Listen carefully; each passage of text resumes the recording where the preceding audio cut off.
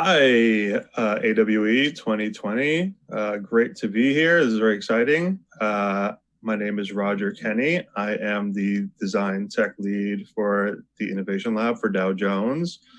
And I'm here to tell you about doing data visualization in spatial computing or mixed reality and the superpowers that come along with that. So that's my Twitter, Roger Wall Street, or send me an email if you like. Good to hear from you. So let's get started. So data visualization. Let's just talk briefly about what it is. If you don't know, data visualization takes something like this: rows and columns of numbers that could be thousands and thousands of rows and columns of numbers, and turns it into something more like this. This is the Wall Street Journal stock data app on Magic Leap. And let me just give you a quick taste of what that is. So this is what it looks like. It is every single stock in the stock market above $1 billion market cap, visualized in this 3D chart. Every sphere is a stock.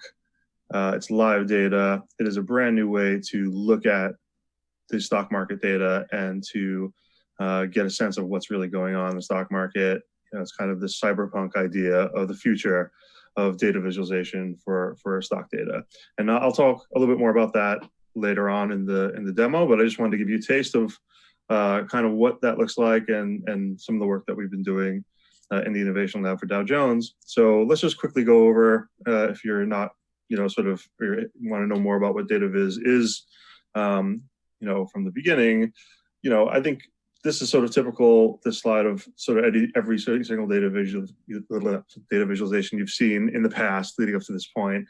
It is essentially taking sort of, showing the relationships between data using the language of 2D, right? So, and these are basically the elements that comprise that. So you can show things compared by their position on a page, the size of an object, or the size of something compared to something else, color, or shape, right? And basically, like I said, every single data visualization you've ever seen has been composed of these sort of atomic elements. So yeah, I mean, if we take it onto, what does it mean to translate this into mixed reality? I'll just talk about a little bit of the work that we've been doing at Dow Jones and the Wall Street Journal. And here's sort of a brief view of what we're going to talk about. So what about, if you apply that to, this is a project we did in 2014.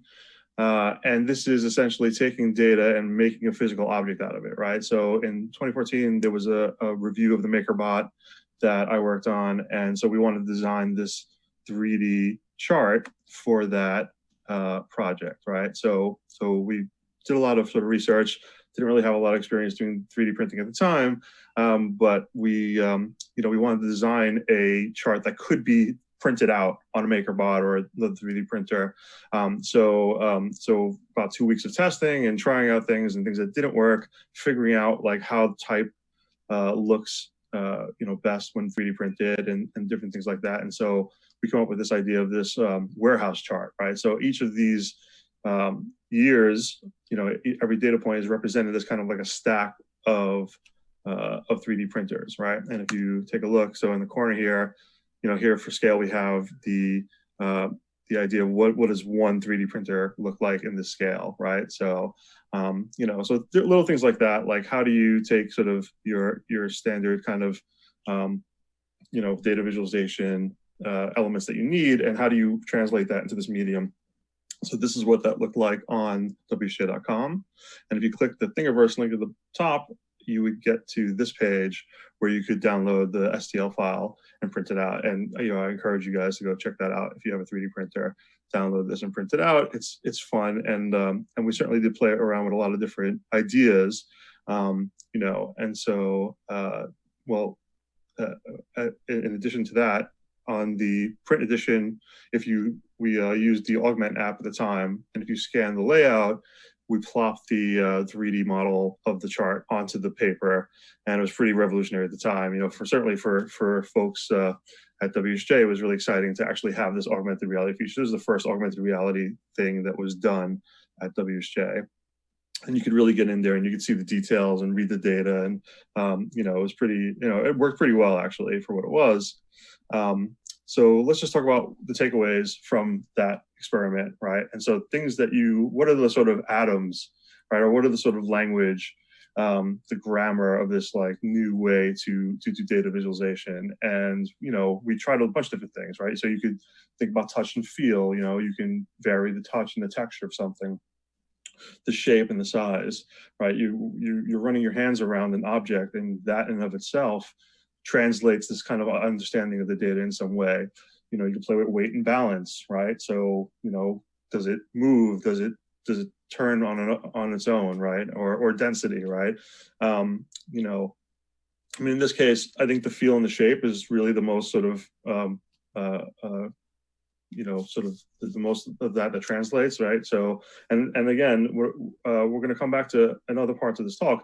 You know, you're speaking to new senses, right? You're speaking to new abilities, and you're activating neural pathways that have previously not been spoken to in data visualization, right? So let's move on. And I got to go kind of fast here. So, so the takeaway here is, what is the grammar of this medium, right? And in that case, there was certainly a lot to discover.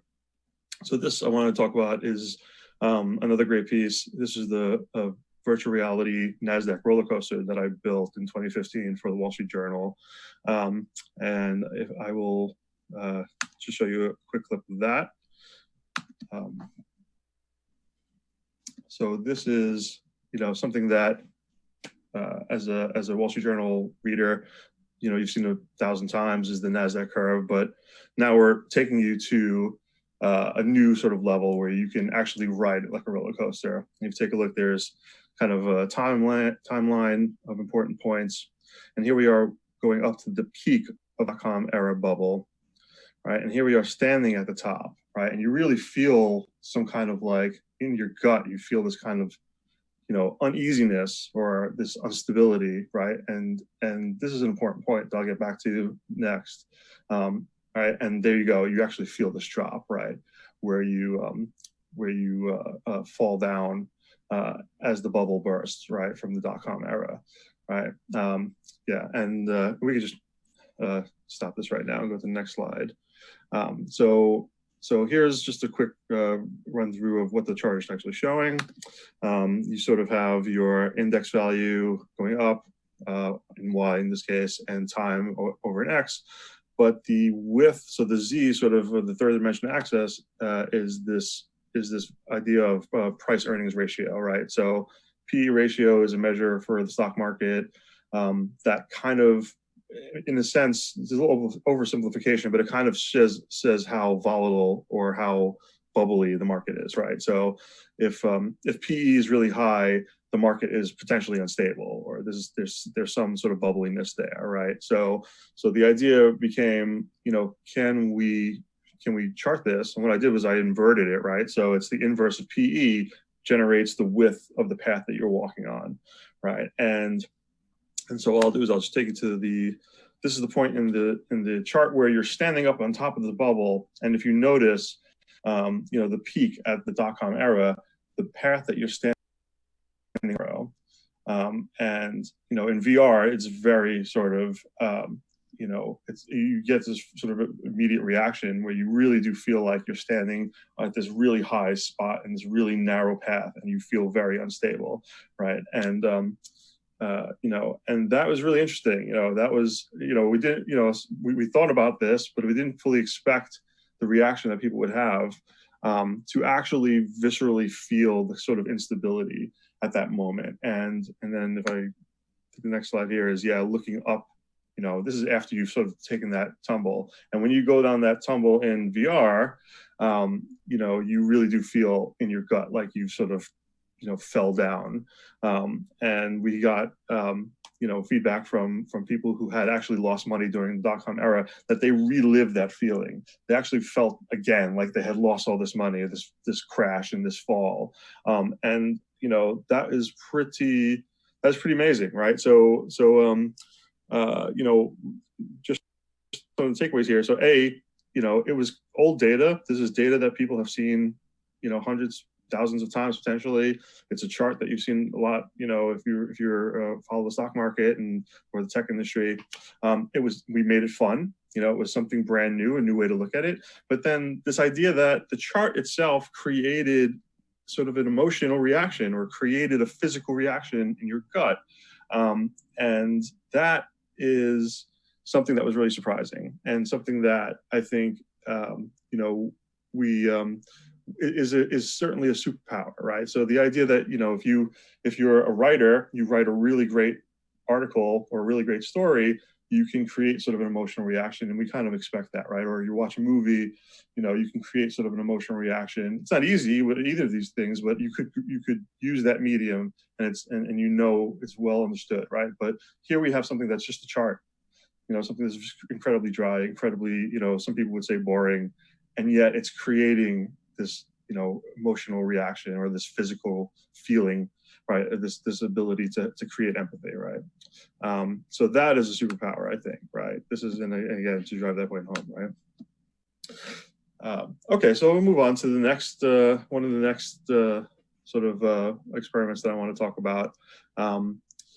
We created this 3D heat map of the stock market, right? One thing we have at Wall Street Journal, Dow Jones, is tons of market data, so it's easy place to play around in, and looking at new ways to explore is something that we're really interested in doing, and finding out, what can we do with this, right? New medium. So this is what you may understand or have seen in the past as a tree map, and in some sense is really good, right? So you have this idea of showing the comparison between different parts of a whole. And that certainly works really well. If you look at, in this case, this is something I grabbed up on Wikipedia, but you look at the difference between the Miami-Dade and Broward, you kind of get the sense that Broward is maybe a little more than half the sort of size of Miami-Dade. So that in of itself, it's easy for you to compare visually. In a human being, you can look at this and easily understand sort of the comparisons of sizes between these two things. And it's also very useful because it shows you the sort of parts of a whole, right? So you understand that all these things add up to a whole. But one of the things that's sort of, doesn't work as well is the color comparison. So humans are very bad at comparing, shades of red or shades of blue to each other. And, to understand, again, to try to figure out, well, is this red half as intense as the red next to it? Your eye and your ability to do that is just not as strong, not as acute, right? And so that is one of the failings of this type of a chart, and also very controversial in infographic space. If you talk about like comparing things with color, it's something that's very controversial. But what we did, right? So we took the tree map, which itself is useful, and then we extended it into 3 dimensions. And originally this was done for VR. And I'll give you a second to take a look at this. I'm not sure what your ability or how you follow the stock market, but just in your own thought, what would you think would be the most interesting part of this graph, right? And if I were to guess, my guess would be you would choose the kind of thin, tall green spikes over in the top right of the chart, or maybe the thin, really sort of long red spikes underneath that part of the chart as well, or potentially the sort of big chunky green, boxes that are up front that they're very big visually in your field, and they're moving. They seem to be moving up, maybe not as much as the small ones, but clearly there's something happening there, and so that just goes to show, like, that little bit of an experiment that humans can really pick out spatial relationships really well. So even though this chart is fairly dense, it certainly has a lot going on there. There's a lot of sort of elements and different parts that are being that are competing for your attention. But we carefully thought about how to tune that so that you could easily see kind of the important things. And in comparison to the 2D version, you really sort of have a sense of the differences of scale, or the differences of what was the most important parts of these charts. And I think that again, considering the amount of data that's here, is sort of another superpower that you can associate, right? So, it's easier to see the outliers, right? It's easier to just go in there, and even if you're not an expert, just sort of pick out like interesting things that, otherwise may have missed if you were looking at this in 2D or even another version of this type of chart. Height is better than color. I think that's kind of the takeaway, or rather the takeaway really is, if you can utilize this medium to speak to kind of evolutionary pathways, right? And this is something that we sort of looked at a lot, and we've discussed with experts internally, and learned through this process is that you have the ability with this medium to tap into evolution, right? So, space is something that is humans are very good at understanding, right? So, evolutionarily, our ancestors, back to even lizards, are able to navigate tree tops, and whereas color is something that is kind of secondary, right? So, yeah, color is important for certain things, but actually, even a large amount of people in the world are colorblind, right? So, anything you can do to kind of accentuate and work with the way the brain works, or the way the brain is developed, right? You're gonna do better. And I'll even point to another example we saw. I forget the company that did it, but I saw this a scatter plot that was done as a forest, where the data points were trees, and every tree was a different type of tree, meant something else, and there were fruit on the trees, and that really sort of sparked my imagination, thinking about the possibilities that we've only really scratched the surface, right? If you can imagine taking a human being who we have millions of years of evolution in forests, and putting them in a forest of data, there's a lot there to explore, and really exciting possibilities for what you could do with that, right? So I just want to move on here, and so now let's get back to the stock data on Magic Leap. This is live in the Magic Leap concepts store. I believe it's part of the concepts section. So if you have a Magic Leap or have access to it, you could download this and check it out. You could see the live stock market data, right? And part of the I'll run you through sort of thinking of this, right? It's actually a very similar data set to the heat map, right? So it's every single stock in the stock market above $1 billion market cap. Every sphere is a stock. And I think I'll just go through each of these, right? So every sphere is a stock. The size of the sphere represents the market cap, right? So that's the total value of that stock in the market. The spheres are arranged into sectors, right? So retail, technology, telecommunication around the grid, and also the color shows you how they're, which ones are related to that sector. So the sphere's distance to the center shows the volume, right? So that's basically how much is being traded. So the more it's being traded, the more it actually comes to the center. The less it's being traded, the more it hangs out around the edges of the grid. And that's really interesting. I'll just talk about that for a second. So originally we had it reversed, and I'll just show you this quick screen grab of when it was reversed, because you think, I guess sort of just naturally you kind of tend to think of the center as being like a zero or a low point, and the outside going like sort of out. It's kind of, I don't know, at least in my mind, that was sort of the initial thought. But, when we tried it, you could see it gets very crowded in the center. So we decided to switch it up, and that made a lot more sense. And now when things are being traded more, they're actually becoming like more center stage. So they're kind of the spotlights on them. And then sort of the last bit here is if you look from the side, so basically the distance away from the circular grid shows its percent change. So the farther it is to one side, the more up that stock is today, and the farther it is to the other side, the more down. And that's one sort of interesting aspect as well is, in these 3D data visualizations, your perspective changes what you're seeing, right? So as you move around, you're getting different kind of slices of the data set just by moving around the data, right? So in this case, you go edge on, and now all of a sudden you're seeing everything that's up is on one side of the chart and everything that's down is on the other side of the chart, right? And I'll just quickly show you. So this was, one of the main differences between this and the last Dataviz, that, even though it has more data packed into it, I'll talk about that in a second, but I really wanted to try to animate this. I wanted to see what it looked like animated. And so a lot of the design decisions went into that idea, is how can we animate this? And so I'll just show you this quick video shot through the Magic Leap. So it's a little bit shaky, but just to see if you can pick it out. Of how the animation looks. If I switch to the time-lapse tool and click the play button, all of a sudden the stocks will start to animate, and you'll see a replay, a sped-up replay of what happened today in the stock market. So this is live data, this is real data from today, from basically open till right now, of everything that happened in the stock market.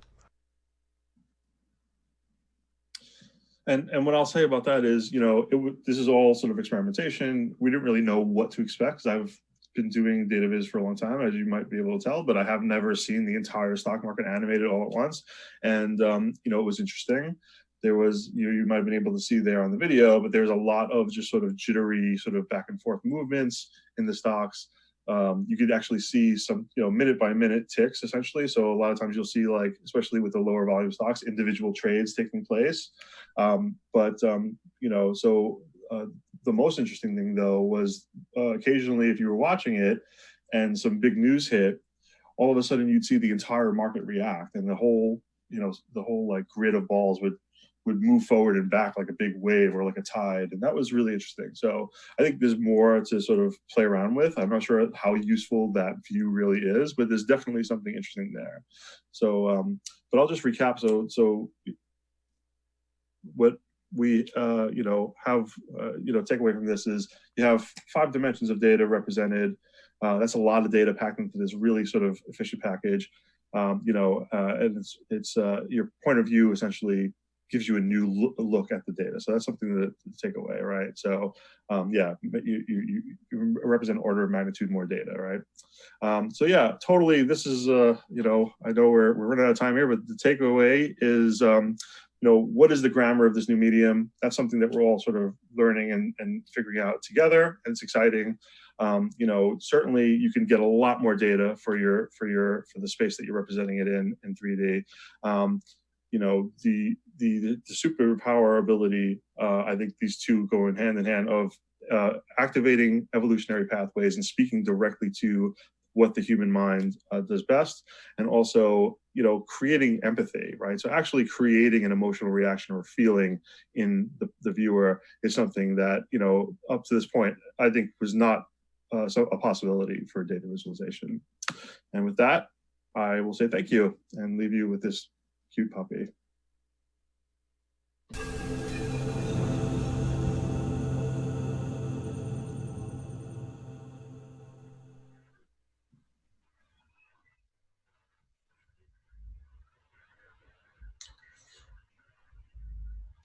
I can't hear you.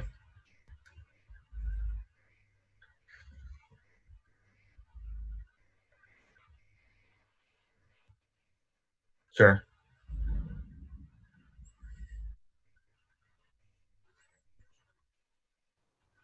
Hey everybody, My mic can you hear me now? is not muted, no. Yes, I can hear you now. The old muted mic. Sorry about that. Yeah, thank you so much for that presentation. That was incredibly fascinating to see what you've been able to accomplish. And unfortunately, we are a little bit over on the time, so we're not going to be able to dive into the Q&A. But I am definitely going to go download that experience tonight. Hopefully, it's still up and available, because I'm really looking forward to checking it out. Definitely. Yeah, it's there. Awesome. All righty. Well, thanks, Roger. Thanks so much. And then have a good rest of the AWE, and, look forward to seeing what you're up to next. No problem. Thank you very much.